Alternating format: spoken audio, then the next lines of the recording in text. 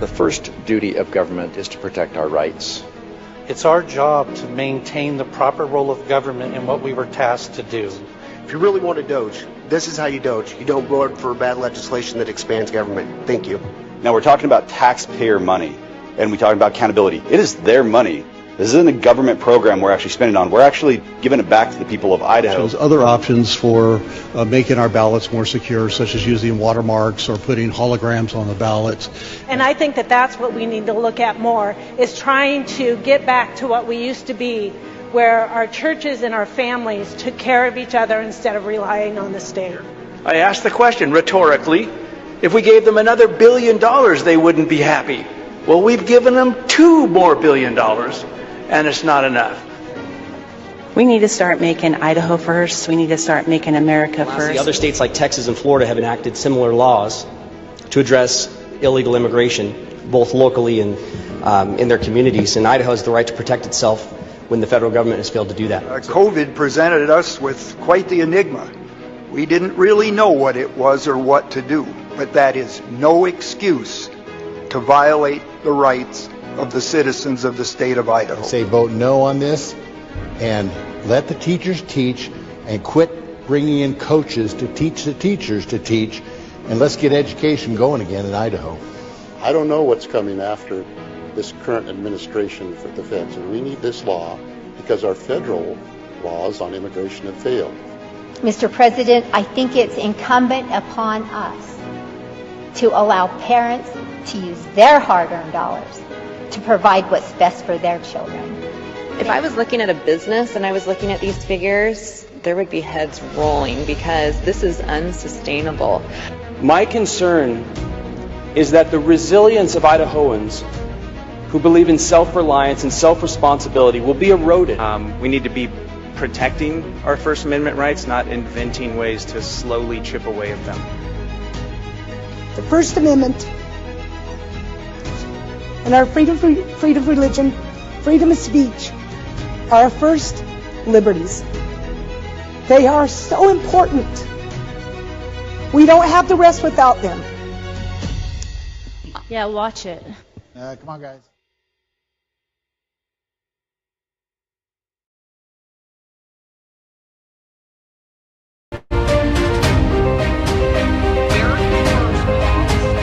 President Trump has ran on and has been working on and securing our border and getting the illegals and especially the dangerous ones out of our state. We need to get behind this, and I know Idahoans are behind it. But the problem is we have a huge agricultural lobby here in the state, and we've got 4 or 5 more bills. There's a big one that is sitting right now in Senate State Affairs. It's already gotten through the House. And this one would charge a misdemeanor of employers or labor representatives or employment agents who knowingly hire illegal aliens here in the state. And that one is sitting in Senate State Affairs by a man who is a senator and also big in ag. This is horrible. In E-Verify, we've got an E-Verify bill that is sitting in Senate State Affairs. And again, because of the ag. And finally, the last one was that they were asking for these refugee resettlement organizations that put people all around the state. The legislature is just asking for an annual report on how many illegals or immigrants are they putting around in different locations of our huge state, and they don't want to do it. So those 3 bills are sitting in a drawer. Yes, they are. That was Dorothy Moon, chairman of the Idaho Republican Party here in the great state of Idaho, and she spelled it out for you folks right there nationally on television on the War Room. That was this morning. That is real-time figures, folks, and that's what we've been focused on here for the last few days, especially this week, is making sure that the 2 bills that passed the House last week, H700 and H704, the E-Verify bill and the one to hold employers accountable if they knowingly hire illegal aliens, need to have a hearing inside the Senate State Affairs Committee. We have been telling people to call and reach out and send messages to the Senate State Affairs Committee. Every single member of that committee needs to hear from you. You hit that, you scan the QR code, it'll bring up an email, And we also have you can email the number there.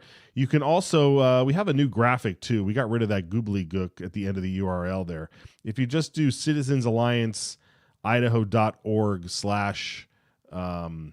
SSATF. We'll get it up there. We're going to make this thing happen. It's grassroots, folks. It's grassroots all over the place. But we'll keep the QR code up there throughout this segment so you can scan that and fire off an email to do that. The reason why this is so important is it's not just the what's in the zeitgeist, right? Like we have President Trump shutting the border. It's been absolutely amazing to see what has happened at the national level. And of course, you've seen DHS and ICE traveling the country, causing lots of news while they scoop up folks in various places like Minneapolis. But it's happening all over the country, and it doesn't make news as DHS goes in and quietly removes criminal illegal aliens and so forth. But when it comes to just the impact that these illegal immigrants have on our resources, they have on our schools, on our medical and health facilities, and all of the resources and all of the things that we do with our welfare system, it's just overwhelming. But it also has a personal impact on the people who are just trying to live their life. And one of those people was William Mostoller, who we've talked about on this program. And he first appeared during a committee hearing on E-Verify, and we wanted to play his clip here for you from that testimony. Let's watch this. Good afternoon, Mr. Chairman, committee. Thank you.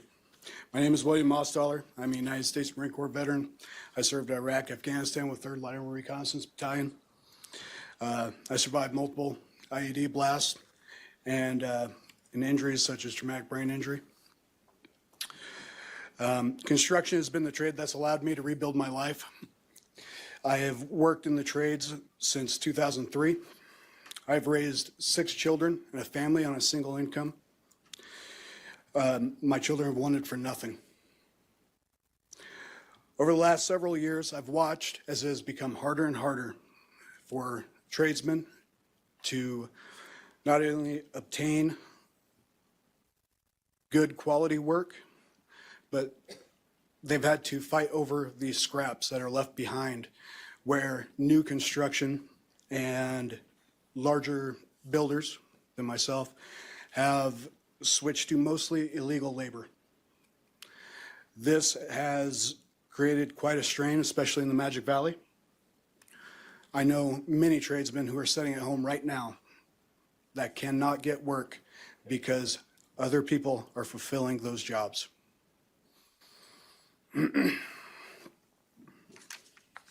This isn't just about wages, it's also about quality of work. I have personally seen serious code violations, dangerous installation tied to illegal crews that did not understand building standards. I have seen structures completely reframed because they were unsafe to go into. I have watched improper installation of systems that caught fire, and I have personally put those fires out. Idaho families deserve safe and strong homes built by trained workers who are here legally. HB 704 simply requires employers to verify legal work authorization. Mr. Mostoller, if I could have you wrap up, please. Yes, sir. I just ask you to please support this bill. Thank you for your time.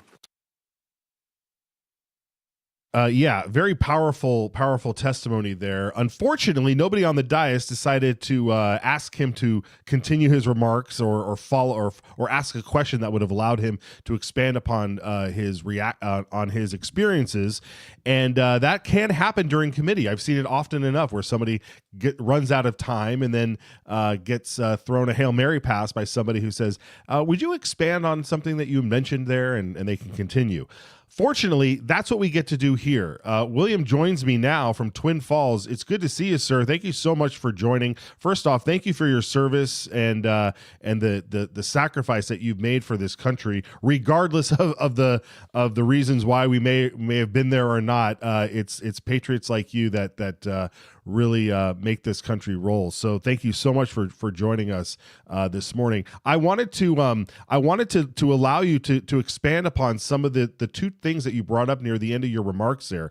Two, the effect that this has on native born or citizens, who are working in construction, who are being outbid by other folks who are using cheaper labor. And then number two, the quality of work. I think there's a lot of new folks living in new homes today that are probably surprised after they've been there for maybe 2 or 3 months at the level of quality is not quite up to par for homes that may have been built 50 years ago. Is that true? Yeah, it's pretty crazy how bad some of the quality really is. And because of that, I think you actually see an expansion in some of the restoration companies around, especially the Magic Valley and Boise, Treasure Valley, because there's so much shoddy work that's going on. You get into your home, and I think most of the goals that people have here is let's get past that first year of someone being in the house, so then it's not warranted. And so then homeowners are stuck with just massive problems, water damage, all kinds of stuff. Let's say specifically to what I mostly do, tile installation, showers, flooring, all that. And, within a year, you don't see that leak happening inside your shower, but it's happening. And then after that year, maybe year two, all of a sudden you find out that your floor is rotted out, or your walls or studs are rotted out from a shower that was installed improperly. Now, is this something that you think is just anecdotal, or is it you think it's widespread when it comes to we see homes and suburban developments going up all over the place, especially here in Idaho, and is it like it seems to be happening very, very rapidly, and I understand that there's when you do cut corners or when you do, shoddy work and you're just moving from the next to the next, just trying to collect that dollar, that things like this can happen. Is it as widespread, do you think, as it is? I mean, what's the sentiment among folks of you in your trade? Yeah, I believe it is widespread. You can go to most projects, and even some of the projects that we're building, you have to keep a very, very close eye on what's going on your project. And sadly, many of the people who are taking advantage of this type of labor, because the way it usually works is you have a citizen who's running a whole crew, and then you get the illegal crew who shows up, right? And I won't name any names, but people know who they are. You hire them to do a job, they show up, and you're like, who are you guys? And they're like, sorry, no English. We don't know what you're saying. And so a lot of these companies, it really is kind of a graph go up situation where how can we get the most margin and pack as many projects in here and then take the illegal crews and then bust them out as fast as possible to move on to the next one. The days of, your quality hometown builder that you knew shows up, works on the job site, those are almost gone. Most of them are pretty much glorified bookkeepers. And I can't tell you how many projects I've been on where I've been asked absolutely ridiculous things. And I looked at them and said, you can't do that. You can't take a stud out of an existing, exterior wall just to place this fireplace or whatever the case. Just one true example. But and we're talking, projects that are multi-million-dollar projects that they're doing this on. And so I would say it's very widespread. And then let's talk about the human impact on this, because you mentioned the folks and the guys out there who want to work, and they're being outbid or they're being pushed aside for this labor. What are some tales you can tell us about those guys? Literally, there is not a day that goes by that I do not, because I am on a job, so I do physically work with my hands every single day. And there's not a day that goes by that I don't run into someone who brings up the immigration issue and how they're struggling to find actual work and good work. And that's the problem. A lot of guys are still staying busy because we do need laborers. But there's a lot of guys who they're getting one job and then they're kind of starving. They're waiting till that next week and hoping something falls into their lap instead of being able to build out their schedule and actually do all this work.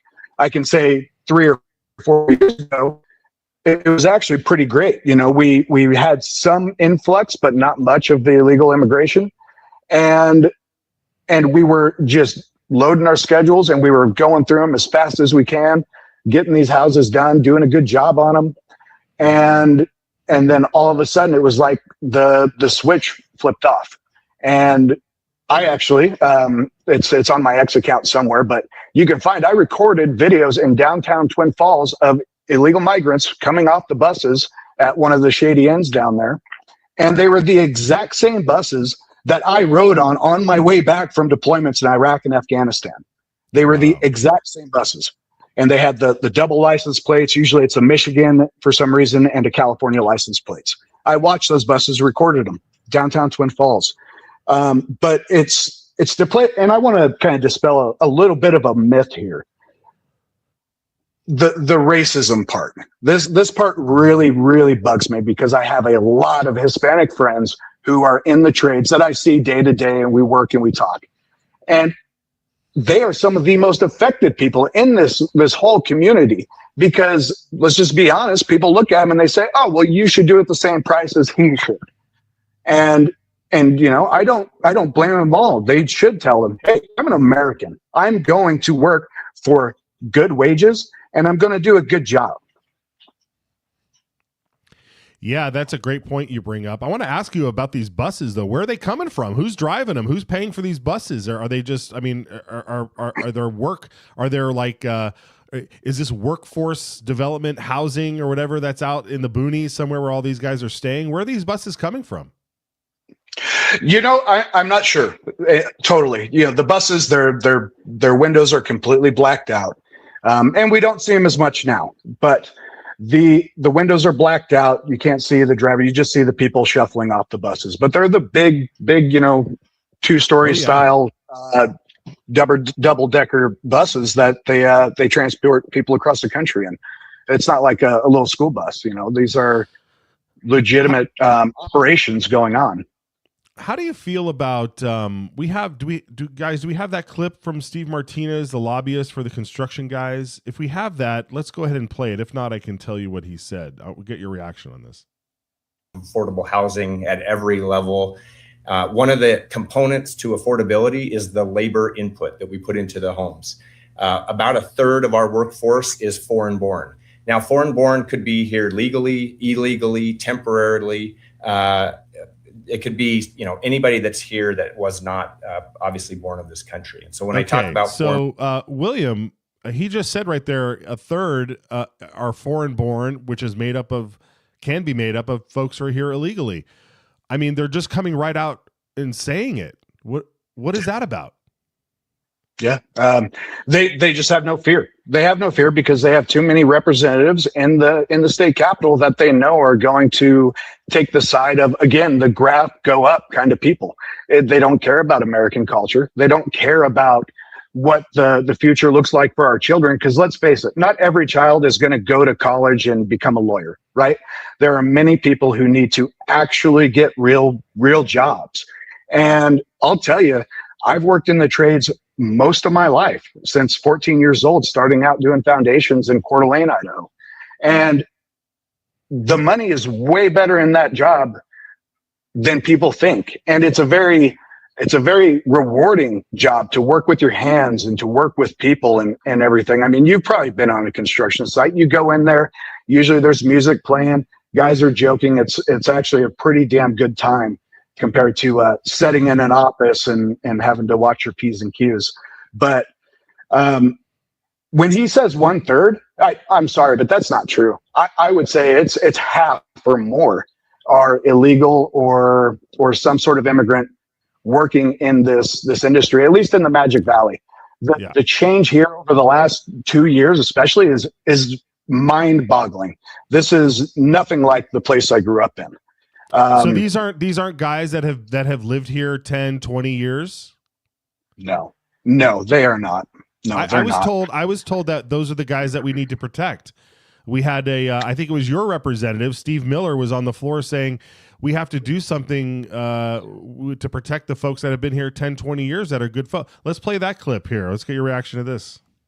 The fault lies not with the state, but the fault lies with the federal government for not being willing to form some kind of a work visa where this population can be integrated. President Reagan took a step in that direction many years ago when he set up a system where if one employed this kind of a person and was willing to sponsor them, they had a mechanism where they could bring them in, talk about it. If they hadn't violated the law and met a certain number of standards, then they could get a work visa. And that's where we need to be with this. We need to be practical about it. We need to figure out how this population that's law-abiding and working and supporting our economy can get some form of visa or whatever it might be to work, not to become citizens, but just simply to be able to work. So I would ask the body to consider that. And so we don't want them to become citizens. We just want them to make sure that they work ahead of the guys that you've talked about who can't seem to fill up their schedule. We want them to be sure that their schedules are filled up. What do you think of that? So let me say real quick, that is the exact moment live when I was watching that I filed to run. That was, I could not believe what I was hearing. As we know, what happened after Reagan did that? What happened after he went ahead and legalized all those people and granted amnesty? We started to lose California, that's for sure. Yeah, California turned to a permanent blue Democrat state. That's exactly what happened. And we'll probably see that again here. Part of the issue with some of the immigrants is they've come from these countries where they've already had communism and an extreme amount of socialism. And so to them, they come up here and they see the prosperity and they're like, oh, you're going to give me things? Great, I'll vote for you forever. It's not the same mentality like when I grew up here in Idaho. It was, you don't need the government for anything. You're in charge of your own, destiny. You have freedoms. If the government shows up and tells you what you can do on your property, you honestly, you grab your rifle and you kick them off your land. That's kind of what I grew up in northern Idaho. And then down here in the Magic Valley, after I got out of the Marine Corps and moved down here with my wife, I still have the same exact feeling of this area. And it's very different now. The change that's going on is really becoming more of a depend on the government. And good examples, going in and doing remodeling jobs where I get asked all the time, maybe something just simple inside your house, you're asked, well, do we need a permit for that?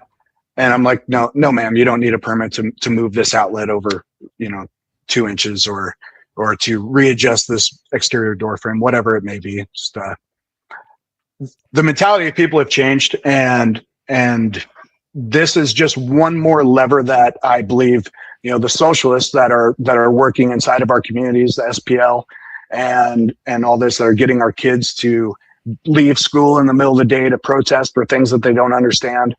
And it's just one more lever that they can pull to help shift the tide here in Idaho. And as we see it again in California, you're going to see us flop to a Democrat state eventually if we don't stop it right now. And amnesty is the very first thing that they're going to try to work for, because many of these people, they are here in the last, I'd say 2, maybe 3 years. The really early, newcomers would be probably 3 years ago where we start seeing them. The traditional immigrants that we had working here, many of those already had their work permits. I knew several from hunting that would run sheep up into near our elk camp, and Peruvians, and they all had their work permits. They came over, they would work the sheep up in the mountains, and they would go back home to Peru. That's not what's going on here. That's not at all what's going on here. This is a demographic change and a displacement of true American values and workers. Willem, you are an impressive guy. I want to thank you so much for throwing your hat in the ring, serving your country. I mean, 6 kids, working the trades, looking out for your fellow brothers, a native Idahoan, lived in the north, you're in the Magic Valley. I mean, folks, This is the real deal. And now you're running for that's District 24 in Twin Falls for House Seat B against Steve Miller. There's your website. How can people get to that website, William? So William Mostaller for Idaho.com. And then you can also check me out on Facebook. It's the same handle. Great. All right, my friend. Well, we're going to keep tabs on you for sure. And I look forward to seeing you out on the campaign trail, talking up the truth. I mean, you covered a wide breadth of stuff just there. This isn't just about E-Verify and you got your fingers on the pulse, my friend. Thank you. Thanks, Matt. I appreciate that. All right, great. Well, we'll check on you. God bless you. And yeah, we'll check on you again. Thanks again, William. Appreciate it. Take care. Thank you, sir. Bye. All right, guys. I mean, that is impressive. Are you kidding me? The guy tours in Iraq, got blown up, had 6 kids that he raised, and is probably still raising. I didn't ask how old they are. He seems like a young guy. And there is his there's his record, man. So please go check out that website. Check him out. Send him a few dollars if you can. What an impressive individual to go up against Representative Steve Miller. And look, I'm sure Steve Miller's a nice guy, but the guy's been there a long time, so long that he thinks that Reagan's amnesty program is the way to go, which is obviously wrong, as we highlighted yesterday when we talked with I was talking with Brian Allman, learning that that these I-9 forms that were brought in 1986 have done diddly squat for keeping illegals out of the workforce. So, all right, fantastic. Yeah, Mal, fantastic interview. What a great guy. All right, folks, we're gonna take a short break. When we come back, we're gonna have Nicholas Kleinworth. And we're going to talk a little bit of Medicaid before we get to Brian Allman and get back on this immigration stuff. So stay tuned. We shall be right back.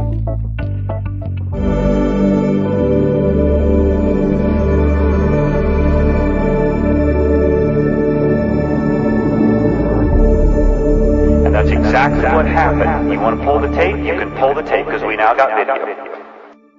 Idaho's Republican governor signed the bill to reduce her income tax rate, but Jim Guthrie voted against it. Our governor signed the Idaho Medical Freedom Act, but Jim Guthrie voted against it. Our governor signed the school choice bill, but Jim Guthrie voted against it. Our governor signed bills ending taxpayer-funded soda and junk food, removing DEI from our universities, and outlawing pride flags being flown on government property. And Senator Jim Guthrie voted against all of it. Who does Jim Guthrie really represent? Because it certainly isn't you. Paid for by Citizens Alliance of Idaho. Idaho is the dirt under your fingernails after an honest day's work. Idaho is the hug around your neck when your daughter spells her first word. Idaho is the written word of the law, steadfast and impartial, guarding liberty for all. Idaho is the family rifle passed down, a legacy of protection and the right to stand firm. Idaho is the echo of your own voice, unshaken and free, standing tall among the world's silenced. Idaho is the home that's built to weather storms, not empty wallets.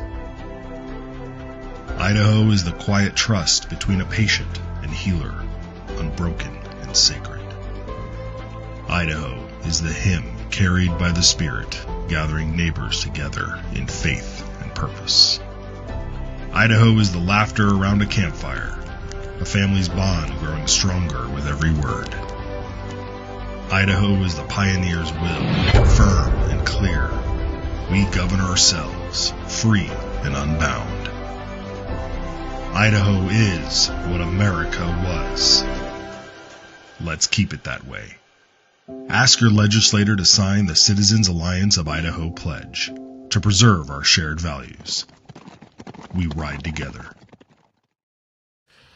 All right, folks, welcome back. We have to get into something on. We talked about this before, and it's something I've been talking with the co-chair of JFAC, Josh Tanner, Representative Josh Tanner, and it's this what we're calling this money laundering scheme that's happening with our Medicaid Medicaid dollars and so forth. And the Paragon Health Institute released a video that kind of describes how this procedure works with the money. And basically what it is the state and the hospitals and medical professions apparently have colluded in a way that takes federal taxpayer dollars and disperses it to them so that they're actually like making money. And at first glance, you might think, well, the state's making money. That's really great. But, you know, we also pay federal taxes. And so that's still our money.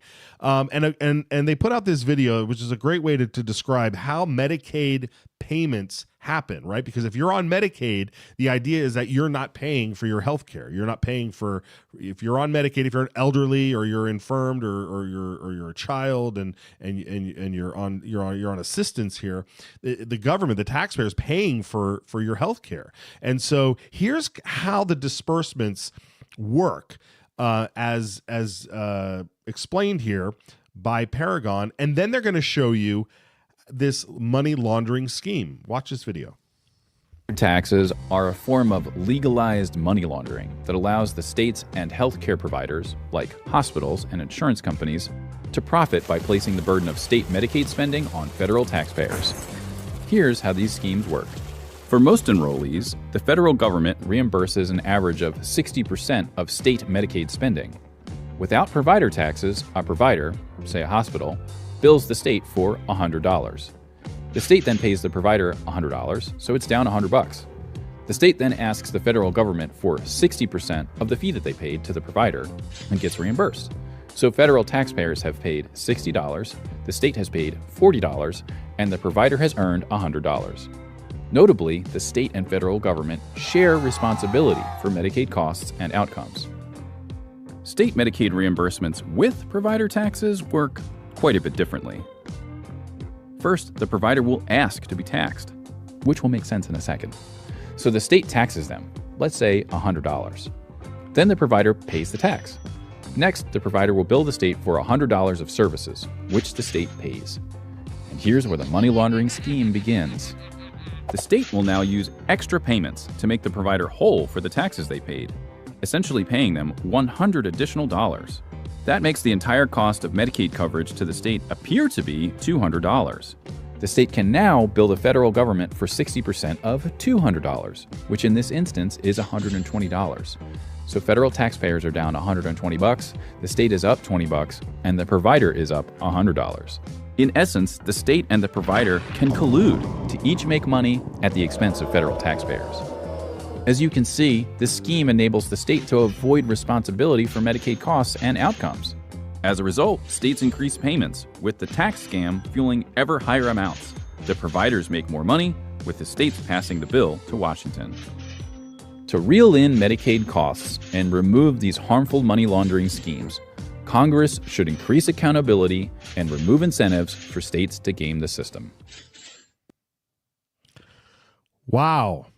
Wow. Well, joining us now from the Paragon Health Institute is Nicholas Kleinworth. Nicholas, thanks for joining us. Idaho folks may know you already because you were once with the Idaho Freedom Foundation, so I'm sure they're happy to see your face again. But now you're with Paragon, and you guys are putting stuff out like this that really explains what looks to be a huge fraud on the American public, on the federal taxpayer. Walk us through how this even came to existence. Well, thank you for having me, Matt. It's good to be back in front of an Idaho audience. Things work a little differently out here on the East Coast, and not necessarily for the better. So the money laundering schemes, we've been dealing with this problem as a country since the 1990s. Actually, the states have figured out that if you can raise the cost of Medicaid without actually incurring any real costs to the state, and then pass those costs on to the federal government, then you can use the federal government as your credit card to basically fund whatever you want in the Medicaid program. So for example, California was the most egregious example of this most recently, where they actually funded Medicaid for illegal immigrants using this money laundering scheme. So they took their $20 that you see in the video, and then they applied it to the free healthcare for illegal immigrants. And other states do this too. Oregon has a provider tax money laundering scheme. And then we saw JFAC have a conversation about this earlier today. Yeah. So I asked you earlier, how did this even come about? And you sent me some bill from 2008 that sailed through both the House and Senate at the time. There was no opposing votes for it. Here's the SOP on it. It says this legislation will increase federal Medicaid funding by assessing certain private hospitals the amount necessary to match the federal funds. These dollars will enhance below the cost. We can go through this and read, and maybe it'll all sound good, but it certainly didn't describe it the way you did in the video. But that seems to be exactly what's happening. How did we get sold this? Well, so you have to look at who's even on that bill. So if you look at the bill contacts at the bottom of that SOP, the Hospital Association president and vice president themselves are on this piece of legislation. You can see, of course, Representative Fred Wood and Senator Darrington were also sponsoring the legislation. They sponsored subsequent expansions of the provider tax scheme. But what I love about this, and in kind of a dark way, is that this bill lays it all out there for the taxpayer to see what the hospitals are doing here. They're basically making a deal with the state saying, hey, we want more Medicaid payments. And we learned about this completely legal scheme that the federal government has allowed, where we can contribute more money into the Medicaid program. You give us that money back. And then that just draws down more of that federal match. And that's just the perverse incentive with the fundamental structure of the Medicaid program in general, is that open-ended federal match. The more the states spend, the more the federal government says, hey, we'll reimburse that percentage. And so there's no cap on how this program spends money, and there's no incentive for the states to have fiscal responsibility. Well, no, because the state's looking at this as like, oh, we're getting money. So there's the fiscal impact on that bill said there was no fiscal impact because they were just getting money. Here's the other more sinister part, and the reason why this is even worse is that the video shows a 60-40 split between the federal government and the state. We have something called Medicaid expansion in this state now, and correct me if I'm wrong, but that split is now 90-10 when it comes to expansion patients. Is that correct? That is correct. So two things on that. That 60-40 split is a simplification of the national average. So if you look at all the states on average, all together, the federal government pays about 60% of the Medicaid cost. But when you actually get into the money laundering schemes, the state government actually, in Idaho's case in particular, they get a higher FMAP than other states. For the traditional population. So those are your children, your pregnant women, your elderly, disabled, those people on Medicaid get more than that 60%. But the money laundering scheme is supercharged by the Medicaid expansion population because it is a 90% federal match. So for every dollar that the hospitals are able to put into the hospital assessment fund through their tax, the federal government will give them back $9 into that fund. And so it's just more perverse incentives related to the expansion population. And is it to help patients? No, it's to enrich the hospital systems. And we see this manifesting in worse outcomes for the patients. You see this manifesting in vertical integration, so hospitals buying up all the clinics in small rural community hospitals in the surrounding areas. The Attorney General Labrador actually squashed Kootenai Health's acquisition of some hospitals in northern Idaho. And then we also have situations where Idaho is looking at transitioning into that Medicaid managed care system. And until the one big beautiful bill passed last year, under a managed care system, there were no limits to how much you can use these money laundering schemes to reimburse the hospitals. You see in that fiscal note, it was limited to Medicare rates. That limit's gone in a managed care system. And so until the One Big Beautiful Bill passed, that wasn't the case. It wasn't there. Wow. Okay, so now that you guys have exposed this and we're sharing it here, I mean, is it as simple as repealing that type of thing? I mean, I can't imagine that all we have to do is repeal it. I mean, you're going to have obviously the huge lobby from the hospitals losing their losing their nest egg, or there's free. I mean, I'm appalled by this. I'm actually appalled by this. But what's the step forward? What are you guys advocating on how to fix this? So during the conversation with One Big Beautiful Bill, at least at the federal level, we were sharing this issue with Congress, and they did a lot of things to try and help address this issue. One of the things was that they brought down that limit to Medicare. You can't pay more than Medicare rates for Medicaid services. And this is 83% of Americans agree that you shouldn't be paying more for Medicaid patients compared to Medicare patients. And again, those Medicare patients, those are the payments that come out of your paycheck and go to the federal government, and you're supposed to get when you become a senior. And then another thing was that there's this thing called a hold harmless provision. And basically, the states are able to guarantee that the hospitals are getting their money back through this scheme if the tax is less than 6% of net patient revenues. And so what Congress did was actually something even Joe Biden and Barack Obama thought was a good idea at the time, which was lower the 6% threshold to 3.5%.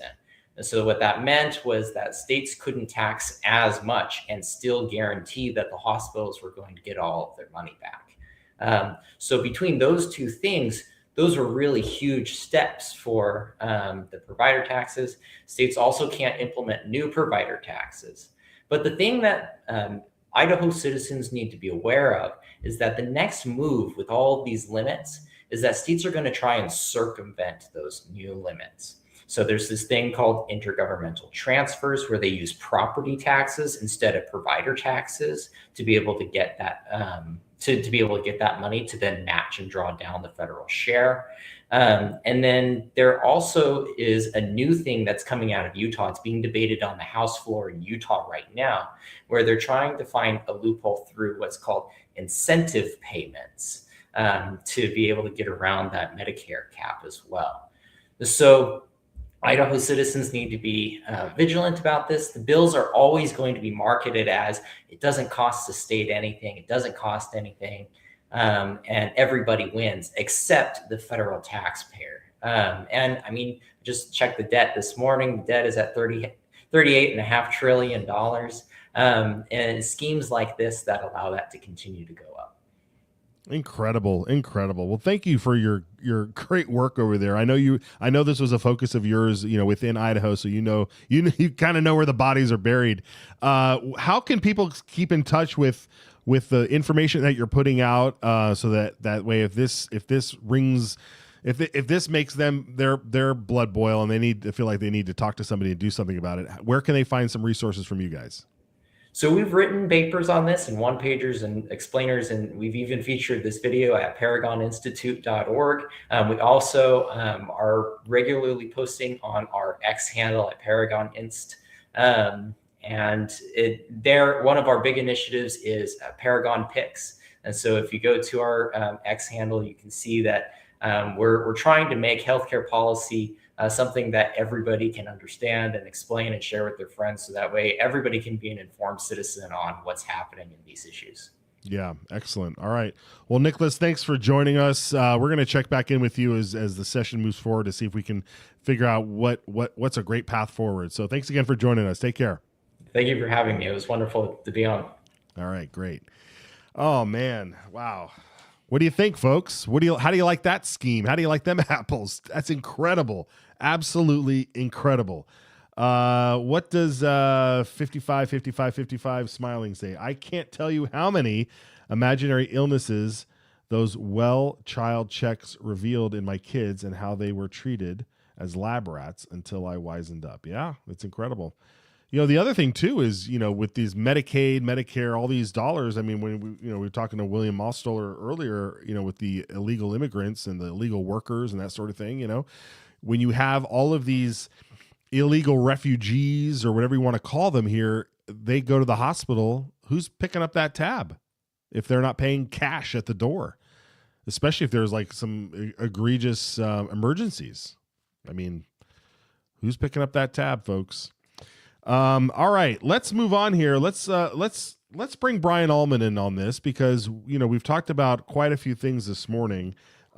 We definitely have been watching the House and Senate floor so we can get an update on what's going on down there. But Brian, real quick, your reaction first to William Mostoller, who it seems to be a really impressive guy now running against Steve Miller in the Twin Falls area. Yeah, well, we need a lot more people like that in our legislature, as we've seen, and as I'm sure we'll talk about some more. Getting things done on immigration enforcement is very difficult. It shouldn't be in a red state like Idaho, but a lot of people here are just beholden to the big ag lobbies, and the other special interests that have a vested interest in continuing not only the expanding legal migration, but turning a blind eye to illegal migration. So getting someone like that in there would be an improvement, I'd say. Yeah, and with Dorothy Moon appearing nationally on War Room this morning, sounding the alarm once again that the red states are not as red as everybody thinks they are. I mean, the thing about it is the rank and file, the people, the folks that you and I know and that we discover, like William Mostoller and folks like that all across the state who've been stepping up for the last 5-6 years to run for these offices and to put up a fight. I mean, the ingredients are here. It's just a matter of getting rid of the old rot. Yeah, it's immigration is probably the most important issue, I would say, because it's about who we are as a country. Do we have the rule of law? Do we have borders? And what is our country going to look like in 50 or 100 years? And you have, I guess, the old guard Republicans are just they're just not there yet. They figure, oh, well, we'll just do another grand bargain like President Reagan did in 1986, and that'll fix the problem, and it's not a big deal. I'm not sure they quite grasp the scale of the issue. How many, both legal immigrants and illegal immigrants have come into this country just in the past few years. I mean, the 4 years of the Joe Biden administration with essentially wide open borders where all you had to do was cross in and say, yeah, I'm an asylum seeker, or yeah, I'm a refugee, and okay, you're good. And then you're dropped off in who knows where, sometimes taken by plane or bus into some heartland American town, and and then nobody knows. So you get shuttled around on these amazing big dark glassed buses, to go work. When you got guys like Steve Miller standing in the floor. On the House floor, talking about how we need to do amnesty, some type of, it's basically amnesty by saying, we won't let them become citizens, but they can be here legally and they pay into the system and they can do everything but be a citizen. I mean, at that point, what is it not being a citizen? Because they're going to have everything except the right to vote. Yeah, right. And then they'll get that too. Exactly. They're going to come back for more and more and more. You said Steve Miller, and my initial thought was Stephen Miller, the President Trump's advisor, who is the hardcore person on immigration possible. And maybe we need a switch here. Yeah, well, we definitely do need a switch. I'll take either one. Okay, and then shifting gears. So this morning, or right now, are they still debating in the House, or it's the rescissions bill. I've been watching that debate as well at the same time as I've been watching Nicholas and Mr. Mostoller. Yeah. So explain, well, maybe we'll catch some of this debate, but explain what this bill is all about right here. This is Senate Bill 1331. Let's, give us a quick take. So the governor came in last fall and said 3% cut across the top except for education. And so for the fiscal year 2026 budget, which is last July through this June, JFAC said, okay, we'll do the governor's 3% cut. We're also going to take another 1%, but we're going to exempt Department of Corrections, Idaho State Police, Medicaid and K-12 education as well. So that's it. It's cutting essentially $192 million from the budget that they passed last year for the fiscal year we're currently in. The Senate passed it by one vote, and now we're seeing a tough debate in the House as well. Okay, so then let's dip in here. Let's listen to a little bit of this is Representative Lucas Kaler out of Caldwell, District 11. I would imagine he's for the bill, but let's listen. Bank accounts at the end of the day, that is something that we should constantly be mindful of. And to keep my debate short, I would just ask everybody in here to be in favor and support this bill. Thank you.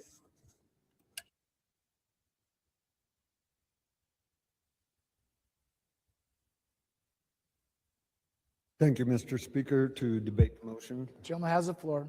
Thank you, Mr. Speaker. I think something we haven't talked about is why did we have an additional cut after the governor and the gentleman on the second floor, pardon me. And so we decided to do Speaking of Representative Miller, although he's because probably on the right side of this by one. doing that, then it gives Idaho taxpayers the benefit.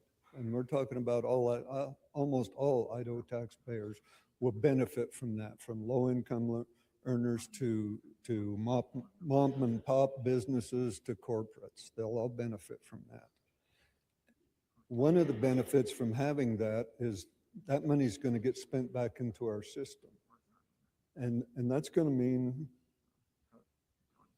by my estimates, that's going to roll about another $25 million back into tax revenue in the next fiscal year, because the money that they have saved, they're going to spend. So I think that's one of the really important things that we did, the conformity, get it in place, help people save money, and they're going to go out and spend money. They're going to pay off credit cards. They're going to buy groceries, all the things that people do.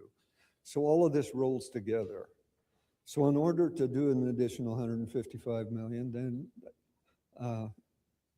Iraq set $152 million additional revenue to help pay for the 155.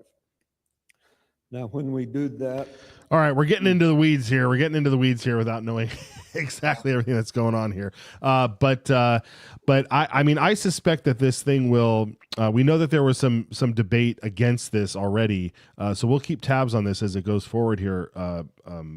But how important is this bill before we move on to the rest of the budgets, Brian? I think it's incredibly important. I was actually talking the other day with Fred Birnbaum, the longtime budget guru over at Idaho Freedom Foundation, and we were comparing notes on this. It really sets the tone. It's only $192 million from a $14.5 billion budget. So it really is just a drop in the bucket, and people argue that either way. Either you can say, well, it should be easy to cut that little amount, whereas the other side comes back and says, well, if it's that little, then why not just leave it there? But it shows, it'll demonstrate if the legislature actually has the willingness to make budget cuts at all, because we've been calling for them to cut the budget for years.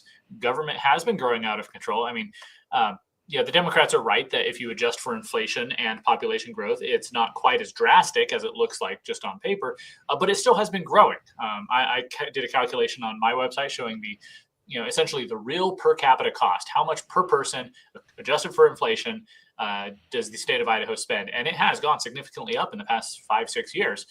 So they need to be able to cut this budget. And passing this bill will be a demonstration that they have the willingness to cut even just a relatively small amount. And then once that's done, then they can start doing the enhancements, and some might go up and some might go down. But this will set the tone. If they can't get this through, then imagine you're one of the big spenders in the legislature, the ones who think that every problem has a government solution and that the tax dollars are just your piggy bank to play with for whatever you want.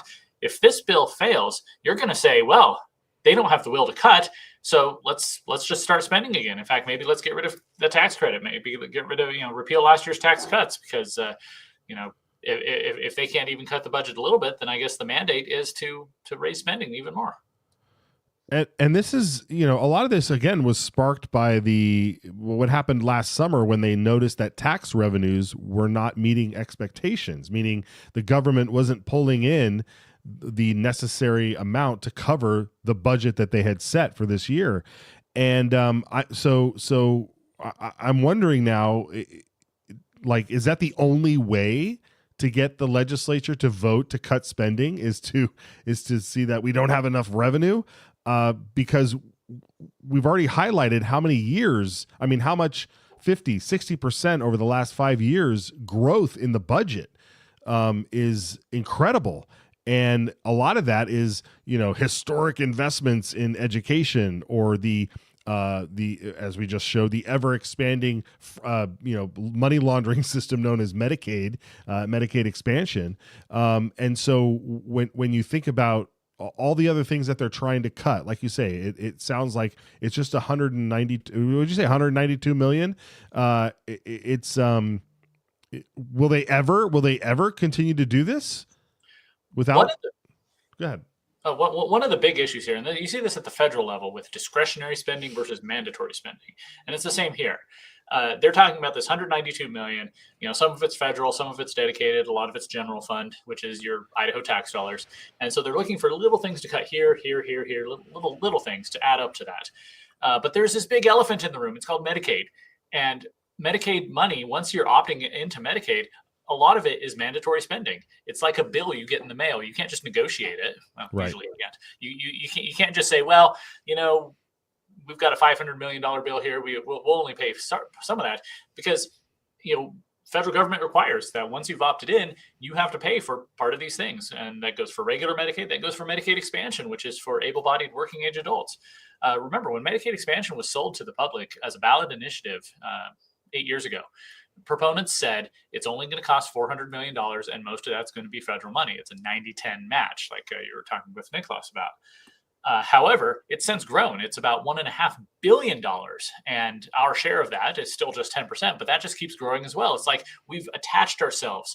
We're this little car, and we've just attached ourselves with a hook to the big old train that is the federal government moving into debt, and we cannot detach ourselves now unless we were to, actually find the willingness to repeal Medicaid expansion. Yeah, well, apparently it's not even a cost of 10% to us. We're making money off the deal. The state is making money according to that video, and I'm wondering, where's that money going?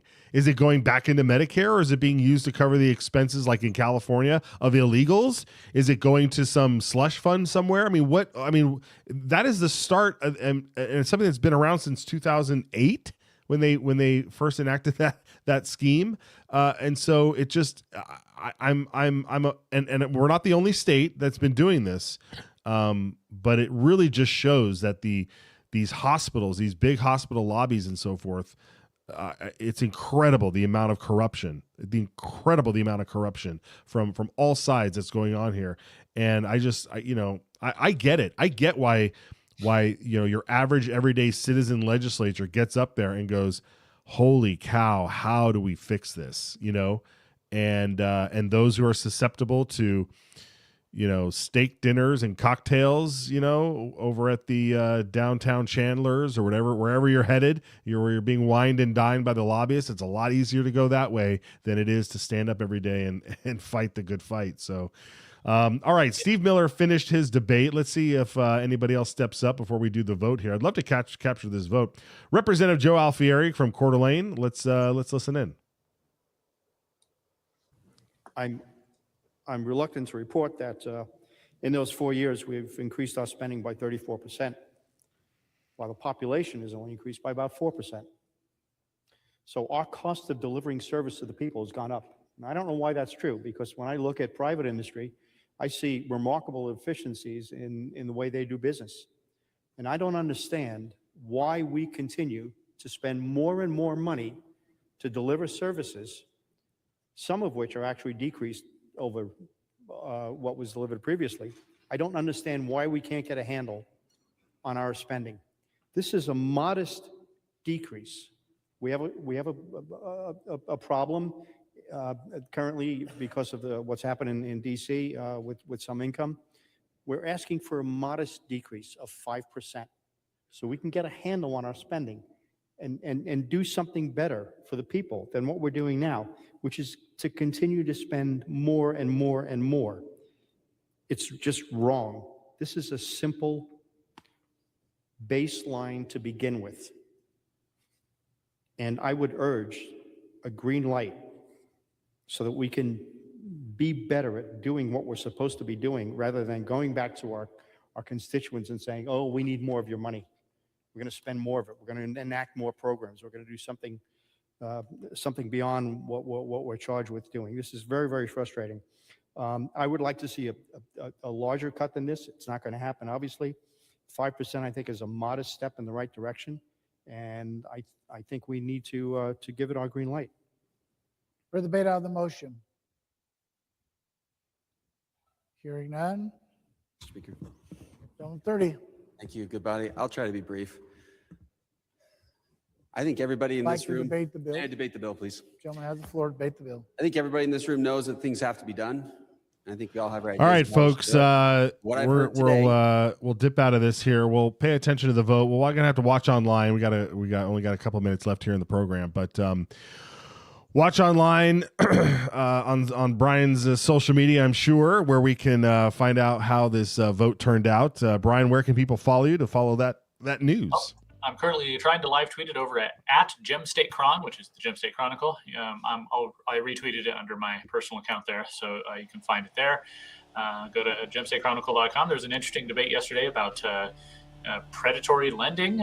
Maybe not quite as impactful as this, but it's generating some interesting conversations. So lots of things going on. Yeah, lots of things. And I'm just getting some inside word here that Senator Jim Guthrie will not hear House Bill 700 and House Bill 704. He thinks he's a dictator. Yeah, he thinks he's a dictator. He's just going to draw these bills, folks. It's not going to happen. House Bill 700, House Bill 704. You guys, we have to bombard. Can we find that phone number? We're going to start calling the committee now. I want calls going out 24/7. Leave your message. This man, Senator Guthrie, thinks that he can just hold these bills in committee, never let them have a hearing, not let his 34 other colleagues in the Senate hear these bills. House Bill 700, House Bill 704. This would make E-Verify mandatory when you're hiring. It will also hold employers accountable if they knowingly hire an illegal immigrant, an illegal alien. This is absurd, folks. This is what we're talking about. We need to blast them. So I'm going to get off the air here, cook up some more ways to get you all involved, and so please, if you don't follow us, Citizens_Idaho on X or True Matt Edwards over on X, you got to follow me there. Follow us on the YouTube channel. We're gonna blast it out, buddy. This is it. It's Friday. Next week we're going scorched earth, folks. We are going scorched earth next week. You better be here and ride together. 250 years of me and you, yeah, lift it up loud. Idaho pride. American truth.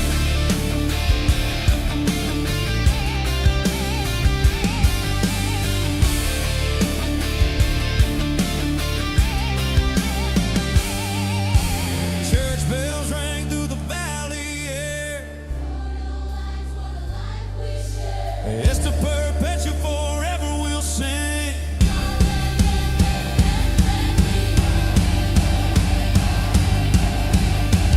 Let freedom ring. So raise that flag. Let freedom fly. Equal liberty from plains to mountains high. America's heart beats red, white, and blue. 250 years of me and you. Yeah, lift it up loud. Idaho pride. American truth.